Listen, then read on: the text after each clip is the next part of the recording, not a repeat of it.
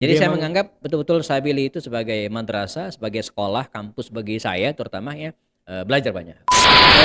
Wilayah Uzbekistan ini menjadi menarik. Ini kalau ada dubesnya kita minta fee ini ya, kita promokan. Ini kita link-nya kasih ke promosiin. dubesnya nanti ya.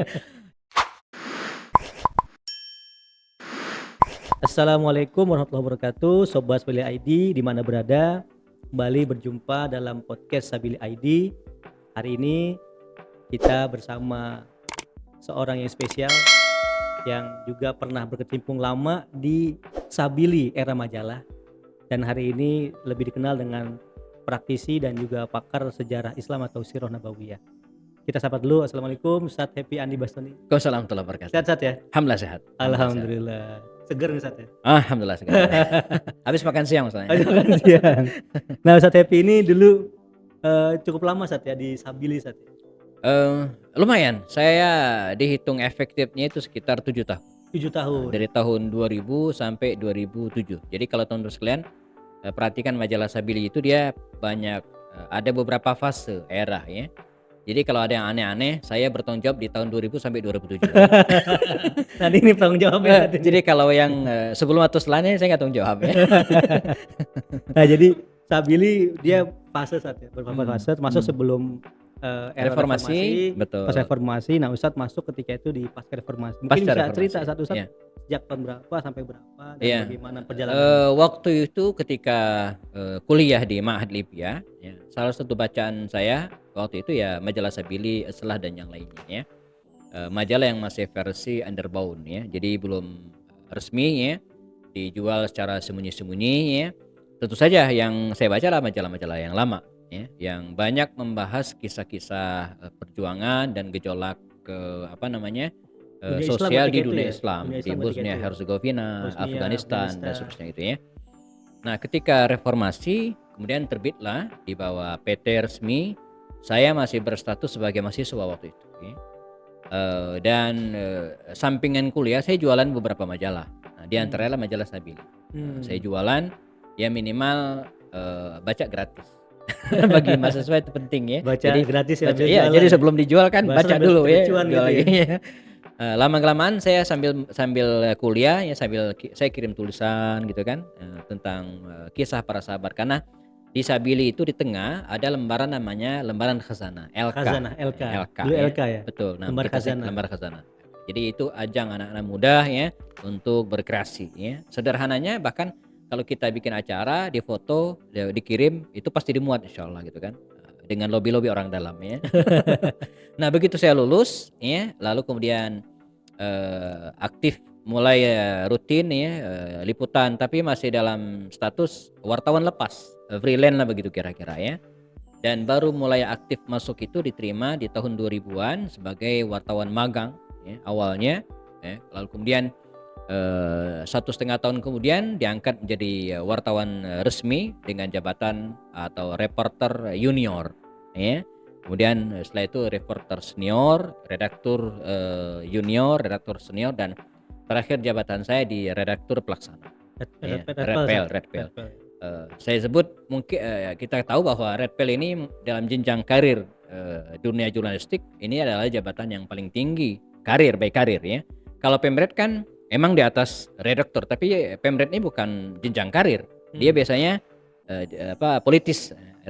Pemret itu jabatan politis. Ya, bisa karena dia pendiri jadi dia Pemret. Bisa jadi karena dia terkemuka dan diangkat jadi Pemret. Ya. Mau-maunya para pemegang saham bisa jadi gitu ya. Tapi kalau Redpel itu memang baik karir, betul-betul baik karir. Oke, jadi Ustadz juga dulu ikut merasakan di Sabili saat itu. Tentu ada banyak suka duka, ada banyak pengalaman yang berpengaruh kemudian dalam dunia Ustadz menulis kemudian. Ini boleh cerita?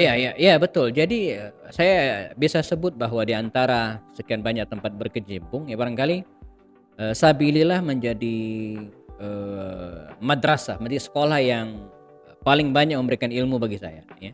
Terutama dalam hal tulis menulis, dalam hal reportase, dalam hal jurnalistik, dan juga termasuk dalam hal berkecimpung dengan orang banyak. Karena asyiknya jadi wartawan itu kan kita bisa masuk ke berbagai lapisan masyarakat. Dari wawancara tukang gorengan gitu kan, sampai ke menteri ya, bahkan sampai ke presiden gitu kan. Ketua MPR Pak Amin Rais waktu itu, ya, beberapa kali wawancara ke dubes-dubes juga kita masuk, ya. Dan apalagi teman-teman yang full reporter, bukan daya jelajahnya di berbagai wilayah gitu ya. Saya gara-gara wartawan mungkin sempat umroh ya, karena disuruh ngeliput Muktamar Rabitul Alam Islami di Makkah pada waktu itu tahun 2004 kalau tidak salah ya. Dan sempat wawancara dengan Syekh Yusuf Al-Qaradawi, Ikrimah Said Sobri ya, mufti Mesir, mufti Palestina gitu ya, dan tokoh-tokoh yang lainnya ya. Nah, jadi relasinya lebih luas atau? Sangat-sangat luas ya. Jadi kita betul-betul dididik dengan mental tangguh. Makanya saya ingat banget ketika penerimaan reporter baru itu ada syaratnya, siap kerja dalam tekanan. Jadi saya ingat reporter itu kan ketemu dengan orang dengan berbagai macam latar belakang. Betul. Dan dituntut deadline ya. Betul, deadline. Kapan mesti tampil? Kalau dulu kan waktunya tuh cetakannya pasti clear jelas kapan. Dan nggak mau tahu ya kita mau ada acara, makanya harus terbit. Makanya online per jam nih. Wah, lebih ketat lagi ya sebenarnya ya. Tapi sekarang di majalah dengan online punya nuansa yang berbeda ya. Sebab kita di majalah itu dituntut kehati-hatiannya itu sangat-sangat tinggi ya. Sebab begitu salah itu fatal karena kan dicetak betul. Dan nggak bisa mungkin ditarik lagi kan? Nggak bisa. Kalau online mungkin bisa diedit atau di-delete bila perlu. Kalau majalah gimana ke-delete-nya?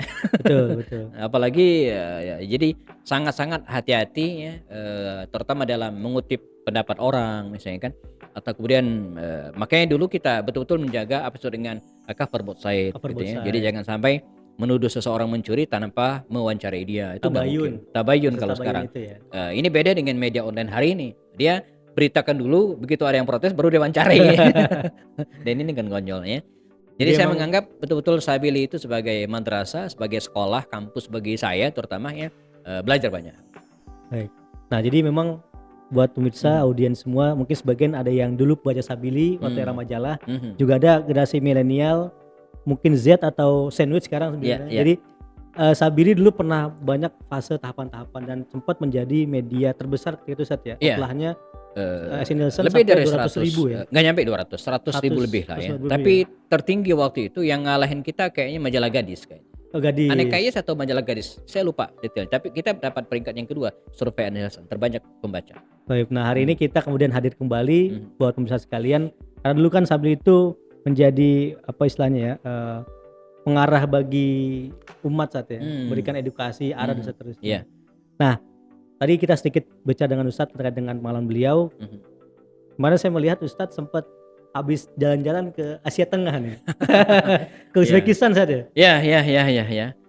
Ya, sempat 8 hari. 8 hari. 8 hari ya. Berangkat Rabu, pulang Rabu. Karena penerbangan ke Uzbek itu saat ini yang direct langsung itu cuman ada hari Rabu. Seminggu sekali. Seminggu sekali.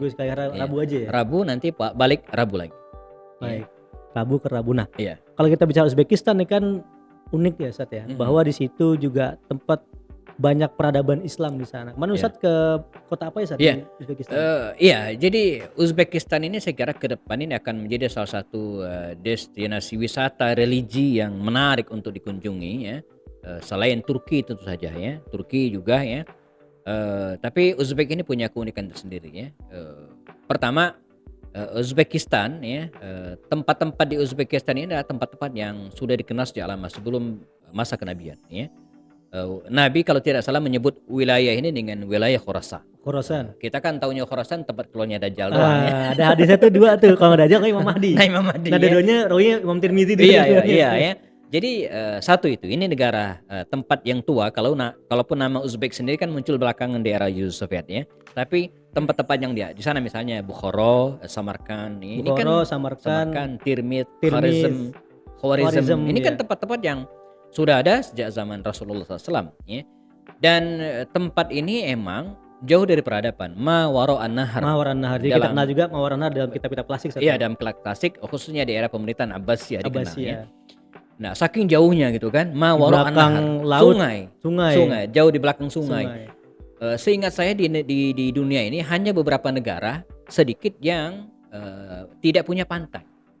Nah, salah satunya adalah Uzbekistan. Uzbek nggak punya pantai Nggak tapi punya pantai, sungai ya. tapi punya sungai. Punya sungai perbatasan. Makanya 8 hari di sana kami cuma sekali makan ikan. Mungkin mahal kali ya. Jadi hari terakhir saja kita dikasih makan ikan salmon ya. Oh gitu. Jadi sebelumnya kita minta ikan dikasih daging terus gitu ya, daging ayam, daging sapi sama daging kambing ya. Nah, jadi ini negara lama teman-teman sekalian, dan apa namanya, tua tapi sudah dihuni oleh manusia. Mengapa? Sebab Uzbek ini atau wilayah Uzbek ini dilewati oleh jalur sutra. Jalur sutra. Jadi kalau orang-orang Cina, orang timur ya, pengen ke barat ya, daerah Timur Tengah maksudnya, itu kan ada jalur disebut dengan jalur sutra. Oke, Dan jalur sutra. sebaliknya. Ya. Itu lewati Uzbek saja. Mesti lewat Uzbek ya. Jadi lalu lintas karavan, lalu lintas kafilah dagang mesti lewat Uzbekistan, Samarkand dan sekitarnya ya.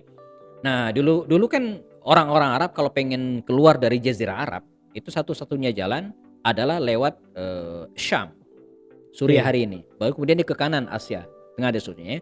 Nah, belakangan setelah Utsman bin Affan kan baru ada pelayaran lewat Yaman, turun ke Yaman ya. Yaman. Maka orang Indonesia dulu kan kalau naik haji dia lewat di Indonesia ya, mampir ke Sri Lanka langsung ke Yaman. Itu petanya. Jadi Jazirah Arab itu kalau lewat darat ke atas gitu kan, kalau lewat pantai kan ke bawah Yaman. Begitu rutenya ya. Nah, Samarkand dan sekitarnya ini menjadi lalu lintas bisnis.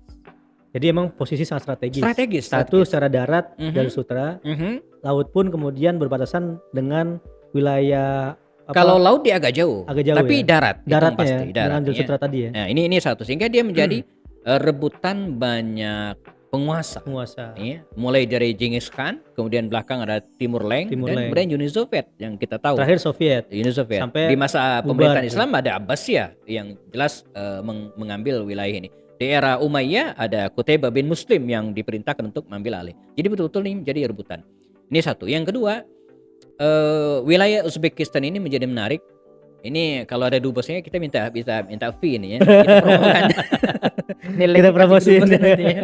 Yang kedua ini menarik karena Uzbekistan atau wilayah Uzbekistan ini menyimpan kekayaan sejarah karena begitu banyak ulama dan ilmuwan yang muncul di sini.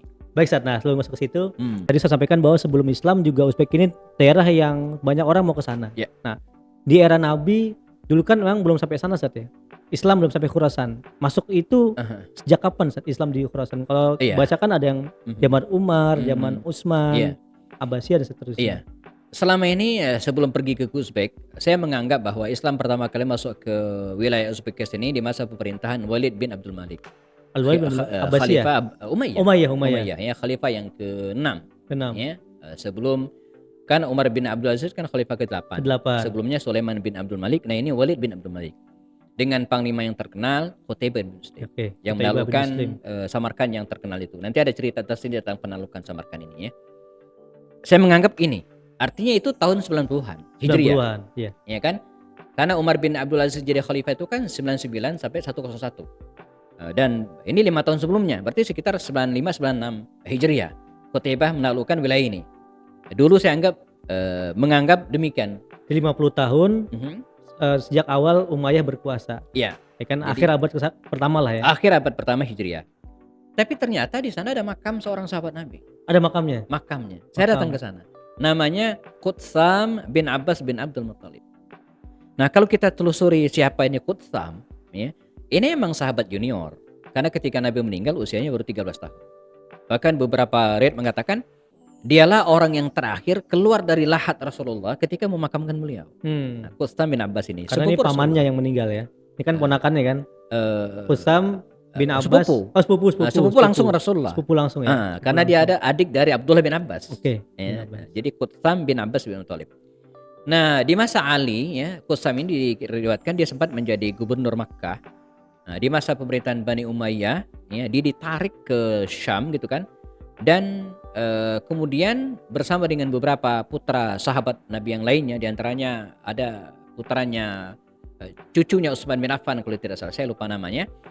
Dia berangkat ke sini ya, ke daerah Khurasan ini. Dulu wilayahnya memang di zaman Ali. Zaman Muawiyah bin Sufyan di tahun 50 sekian Hijriah ya. Nah, pada saat sekitar tahun 50 sekian Hijriah inilah dia berada di di Samarkand ini dan meninggal sehingga makamnya di sini. Ya. Jadi begini, ketika melihat sebuah makam ya, sebenarnya kita tidak bisa langsung percaya. Karena saya pernah ke Guangzhou, Cina, di situ ada makam Sa'ad bin Abi Waqqas. Hmm. Ada makamnya Ada dan itu makamnya. gede-gede ya. Saat gitu. Sa'ad bin Waqqas ya, paman Nabi, ya. Tapi dan saya tanya masyarakat setempat, mereka yakin banget itu Sa'ad bin Waqqas. Tapi kalau kita telusuri buku-buku klasik, nggak nemu tuh riwayatnya. Sulit saat ke situ. Kapan waktunya dia? Nggak Iya, ada ya. iya. Bahkan dalam kitab-kitab turas misalnya Syiar Alamin Nubala, Usul Ghaba fi Ma'rifatus Sahabat ya, beliau itu justru meninggal di Madinah dan makamnya di Madinah. Betul. Sa'ad bin Waqqas. Tapi Qusam ini enggak. Selain makamnya, dalam kitab-kitab ulama klasik kita juga menemukan cerita bahwa dia tufiya bisa merekan. Misalnya dalam kitab Imam Az-Zahabi Syiar Alamin Nubala belum mengatakan bahwa tufiya bi Samarkand. Bisa Samarkand. Bisa Dan jelas ya Samarkand. Samarkand. Samarkand. Nah, sekarang di Samarkand. Ya, ada makamnya betul-betul ditulis di situ gitu kan. Kita bisa ziarah ke situ. Saya sampai ke betul-betul ke makamnya. Jadi sampai hampir baca otentik lah Quran ya. di situ, otentik. Jadi ada makamnya, ada juga riwayatnya. Riwayat sejarahnya. Ada sejarah. Imam Az-Zahabi lagi kan. Imam Az-Zahabi, betul. Syiar beliau ya. Betul, kitab Baik, syiarnya ya. Nah, jadi udah Islam masuk pada era sahabat Nabi kalau Sahabat begitu. Nabi ya. Nah, kalau Qutaibah kan sudah era Ya, betul. tabi'in, Paskanya. bahkan tabi'in. Bahkan saya baca juga mereka juga mengklaim Abdullah bin Abbas dimakamkan di Uzbek juga ya. Padahal kan dimakamkan di Taif. Taif. Kalau Tapi Abdullah bin katanya Abbas di sana ada di makamnya di nggak ada. Uzbek nggak ada. Nggak ada. Yang ada adalah Qutsam bin Qutsam. Abbas. Ya, kalau Abdullah kemungkinan besar di Taif. Di Taif. Iya, Taif. di Taif. Taif. Nah, jadi Islam masuk sana sejak dini saat ya. Sejak awal. Sejak awal. Meskipun nanti berikutnya ada gonjang-ganjing politik. Nah, ada logika Qutaibah. kedua adalah selain tertulis dalam kitab-kitab induk bahwa makamnya ada di situ, juga logika. Kalau Sa'ad bin Waqqas ke Cina itu agak susah diterima logika, sangat jauh. Jauh sekali. Tapi kalau ini kan terjangkau banget. Betul. Karena emang jalur perdagangan. Dan juga kalau lihat dari kronologinya kan pembebasan Umar, Utsman, Ali. Betul. Sangat mungkin. Sangat Karena kan mungkin. Khorasan kan dekat dengan Kufah, dengan Betul, Basro, dengan Iran. Nggak jauh Iran, Nah, dari dengan hari Iran. ini. Betul, dengan Ya, dengan gitu. wilayah dan itu sudah dikuasai oleh kaum muslim. Ya. Baik. Walaupun mungkin secara kekuasaan mungkin belum, tapi personal itu sudah ada. Baik. Nah, selain makam tadi Sat, apa jejak yang Nusa dapatkan dari sahabat Qusam ini di sana? Apa bagaimana mereka apa istilahnya menokohkan Qusam ini? Iya. Jadi di situ ada kompleks pemakaman, banyak sekali pemakaman, terutama keluarganya Timur Leng, ya, Timur Amer Leng. Timur itu ya. Ada makam menterinya ya. Tapi yang saya ingat yang paling puncak paling tinggi dan ini menjadi kemuliaan tersendiri bagi Qusam itu adalah makam beliau ini. Maksudnya puncak itu posisinya? Jadi untuk ke makamnya itu kita harus melewati 39 anak tangga. Oh, jadi ini 1, 2 gitu. Iya. Tinggi Jadi gitu Sat. tinggi. Dia di Oh. gunung. Jadi saya hitung banget 39. 39 anak tangga. Setelah itu kita naik lagi sedikit. Nah, di situ memang banyak pemakaman. Nah, 5-6 pemakaman yang saya kunjungi ya, itu nggak ada yang dikunci. Ini dikunci. Dikunci makamnya. Nggak sembarang orang boleh masuk. Nah, saya dan kawan-kawan kebetulan guide kami orang Turki keturunan Uzbek. Keturunan Turki tapi udah lama Uzbek gitu kan. Dia bisa menguasai 5 bahasa. Salah satu bahasa Arab. Jadi betul tidak ada kendala bagi saya. Komunikasi gampang. Komunikasi berharap lancar ya. banget. Karena ya. kalau bahasa Uzbek kita susah juga. Nggak bisa mesti buka kamus terus gitu ya. Dia sangat bahasa Arabnya fasih. Fusha bahasa Arabnya. Jadi lobby dan saya dikasih kunci, suruh buka sendiri kunci. Jadi guide kami itu betul-betul dibuka dan itu tidak sembarang orang bisa masuk. Jadi kami bisa berdoa di situ, bahkan di luar makam itu kami dipersilakan untuk baca Quran. Jadi betul-betul dihargai. Ya, itu paling tinggi itu. Makamnya paling Iya, atas. makanya paling tinggi, paling puncak atas, ya. paling Qusam bin Abbas bin Abdul Muttalib. Jadi Dan- adiknya Ibnu Abbas, Abdullah bin Betul, Abbas, adiknya Abdullah bin Abbas. Abdullah bin Abbas. Baik. Nah, selain dengan tadi sahabat, kita juga mengenal di sana ada kota Bukhara, Imam Bukhari, Samarkand banyak sekali di sana juga, Al-Jabar di sana, Al-Khwarizmi, Al-Khwarizmi, Ibnu Sina, Al-Biruni gitu ya. Kemudian Al-Biruni, Al-Biruni. kemudian At-Tirmizi, kemudian Abu Lais As-Samarkandi. Samarkandi, Abu Lais yang penulis kitab Tafsir Al-Kabir kalau nggak Tafsir salah ya. Al-Kabir. Dia juga lahir di situ ya. Kemudian siapa lagi, banyak sekali tokoh-tokoh yang lahir di situ dan menjadi pusat. Maka wajar kalau orang-orang Barat bahkan menyebut negara ini sebagai kelahiran para saintis. Para saintis. Kelahiran para saintis. Saking banyak ilmuwan yang lahir dari tempat ini ya. Nah, kalau boleh runut, penaklukan tadi mungkin tidak di era sahabat Nabi karena baru bersifat personal Baru ya. masuk aja ya. Tapi kalau resmi itu di masa Qutaibah bin Muslim. Qutaibah. Jadi Hajjaj bin Yusuf kan mengangkat Qutaibah bin Muslim untuk menaklukkan wilayah ini. Itu ada cerita menarik dan ini saya konfirmasi ke beberapa referensi dan informasinya clear sahih gitu ya. Walaupun dengan ragam cerita, ya, ragam cerita. Jadi Qutaibah bin Muslim ini berhasil menaklukkan wilayah Samarkand di masa pemerintahan Walid bin Abdul Malik. Ya. Dan Qutaibah bin Muslim ini semangat keumayyahannya itu sangat kuat. Walaupun Qutaibah sendiri kan dari orang Bahila. Kalau kita baca ras Bahilah ini ras yang sangat tidak dikenal. Pernah cerita Minoritas lah. Minoritas banget. Minoritas. Jadi kan pernah ada orang datang ke Rasulullah, Nabi nggak kenal siapa Anda.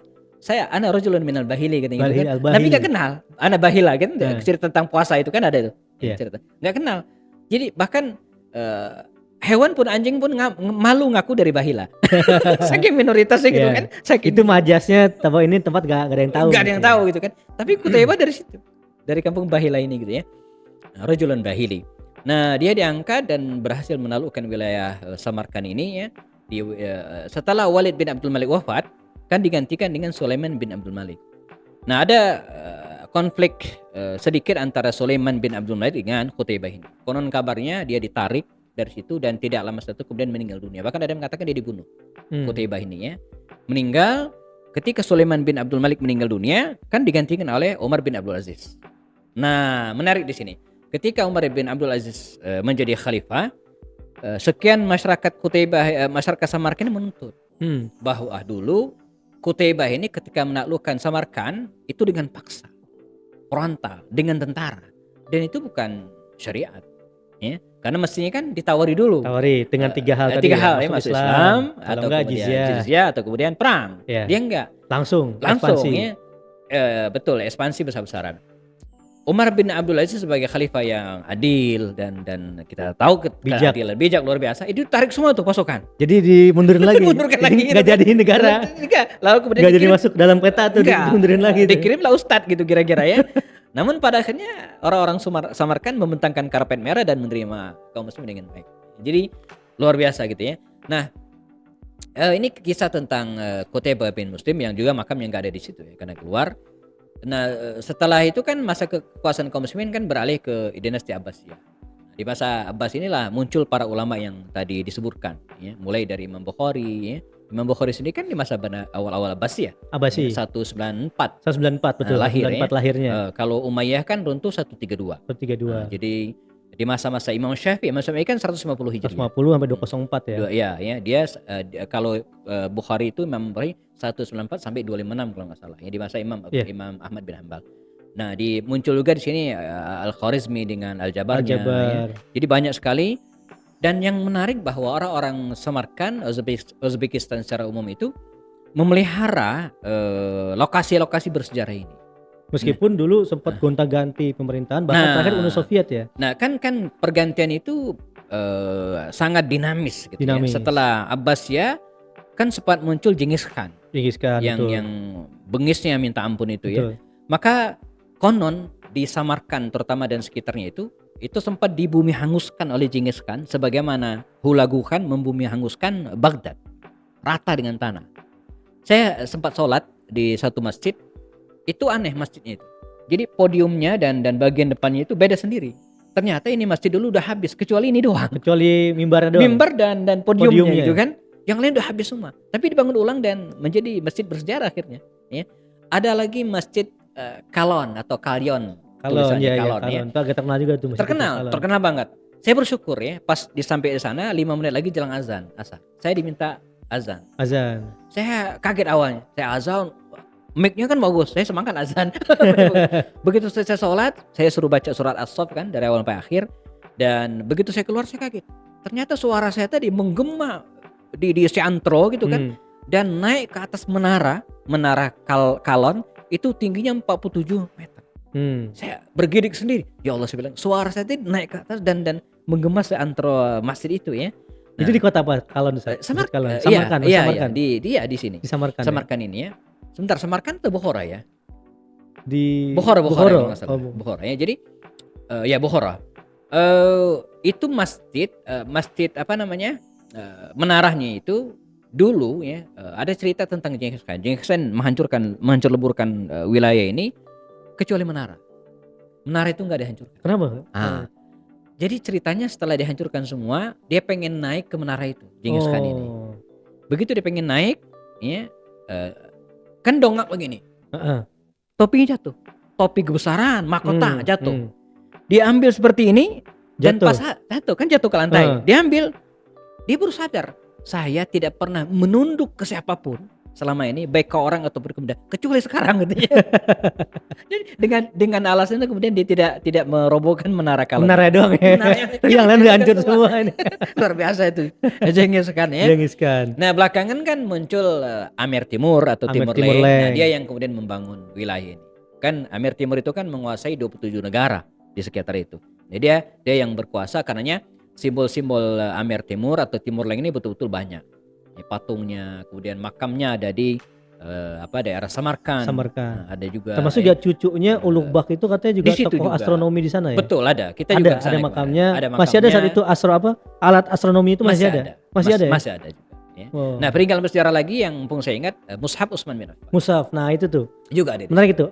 Saya baca bahwa mushaf ini itu terbuat atau dia ditulis di atas kulit rusa. Dan ada kayak semacam tinta warna coklat gitu. Iya. Atau katanya itu Tetesan darahnya darah. Usman. Iya. Nah, Ustadz gimana kemarin sempat ngeliat Jadi juga dan saya lihat datang ke bagaimana? situ. Jadi gede mungkin segini gedenya gitu kan di museum kan. Di dan museum kan. tidak Satu lembar ya, satu lembar ya? Enggak, satu Quran gede. Satu Quran. Satu Quran utuh. Oh, utuh Cuman ada Qurannya. beberapa lembar yang hilang katanya. Ada 4-5 halaman yang hilang, tapi utuh.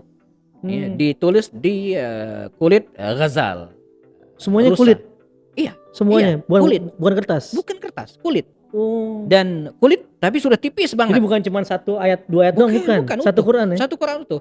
Satu Quran utuh dan hanya beberapa lembar yang hilang. Tapi bisa disebut mushaf. Tebal kok segini, tebalnya gitu kan. Nah, itu yang dikacain, kita nggak bisa nyentuh. Diamankan dengan kaca. Dan untuk memastikan itu asli, di ruang sebelahnya ada plakat diterbitkan oleh UNESCO yang mengatakan bahwa ini sudah diteliti secara objektif dan ini benar asli. Oke. Bukan umat Islam Asli. yang melakukan. Berarti UNESCO. bukan baru buatan sekarang. Bukan. Dan itu di kulit rusa ya. Saya pikir saya Kulit tuh rusa. cuman kayak orang punya pajangan 1-2 ayat Enggak, gitu. Enggak ya? Quran satu mushaf utuh. Ukurannya gede, Sat. Gede. Cuman sayang, no picture, no grab, enggak boleh difoto. Gitu.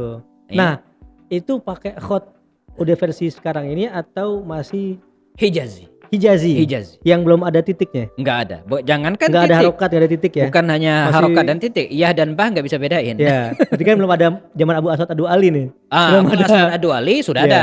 Dia bapak pelopor harokatnya saja Al-Quran Harokat, Abu iya. Ali. Dia enggak ada. Cuman yang ini belum pakai Belum ada. metode itu Khot kan. Hijaz. Masih asli. Masih asli. Oke. Dia sebut dengan khot Hijazi. Khot Hijazi. Nah, di samping itu ada salinannya. Ya, tapi pakai khot Kufi. Kufi. Persis seperti itu tapi khotnya khot Kufi. Kufi. Nah, terkait dengan darah Utsman itu, Sat. Ada di situ, cuman karena nggak bisa dibolak-balik, jadi nggak kelihatan. Oh, itu Katanya ada di situ, cuman saya nggak lihat. Oke, jadi yang UNESCO teliti keaslian dari manuskrip ini. Betul. Tapi apakah ada darah Utsman itu kita nggak tahu. Saya nggak tahu. Cuma emang ada. Ada bercaknya ada, Sat. nggak ngelihat, Nggak karena ngelihat di kaca. ya? Oh, di kaca. Dan nggak bisa dibolak-balik, nggak bisa. Oke. Karena dibungkus dengan kaca, diamankan dengan kaca. Oke. Ya.